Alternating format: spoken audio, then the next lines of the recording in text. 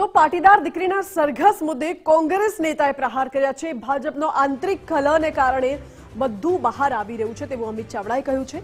એક દીકરીને માત્ર પત્ર ટાઈપ કરવાનું કામ આપવામાં આવ્યું અને તે દીકરીની રાત્રે 12 વાગે ધરપકડ કરવામાં આવી। દીકરીનો વરઘોડો કાઢવાથી દીકરીનું અપમાન થયું છે।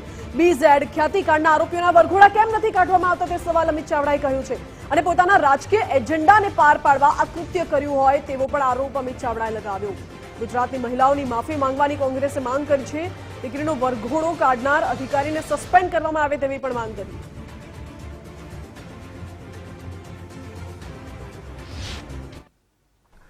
એક દીકરી કે જેને ટાઈપ કરવાનું કામ કર્યું હતું, એ પત્ર ટાઈપ કર્યો હતો, એવો કોઈ મોટો ગુનો નહોતો કર્યો, પણ એની સામે પણ એફઆઈઆર થાય છે અને અડધી રાત્રે 12 વાગે પોલીસ પકડીને લઈ જાય છે અને જે રીતે એનું સરઘસ કાઢવામાં આવે છે કે જાણે રીઢા ગુનેગારો હોય, કોઈ આતંકવાદીઓ હોય, એવી રીતે એમની સાથે વર્તન કરવામાં આવે છે।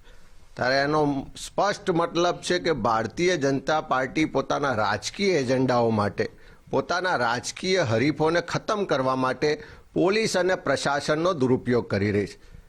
રાત્રે 12 વાગે કાયદાની જોગવાઈ વિરુદ્ધ પોલીસ પકડીને લઈ જાય છે। કાયદાની જોગવાઈ વિરુદ્ધ જાહેરમાં સરઘસ કાઢવામાં આવે છે। એ દીકરીનું જાહેરમાં અપમાન થાય છે। ભવિષ્યમાં એને કોઈ પણ ક્ષેત્રે જશે તો આ અપમાનનો બોજ સહન કરવાનો થશે। ત્યારે એમના રાજકીય હિસાબ પતાવવાની લડાઈમાં એક માસૂમ દીકરીને ભોગ બનાવવામાં આવે છે। ત્યારે માન્ય મુખ્યમંત્રીશ્રીને અમે પત્ર લખીને માગણી કરી છે કે આ કાયદા વિરુદ્ધની કાર્યવાહી છે। તમારે વરઘોડા કાઢવા હોય તો ખ્યાતિ કાંડમાં શું કામ વરઘોડા નથી કાઢતા? બીઝેડ કાંડમાં શું કામ વરઘોડા નથી કાઢતા?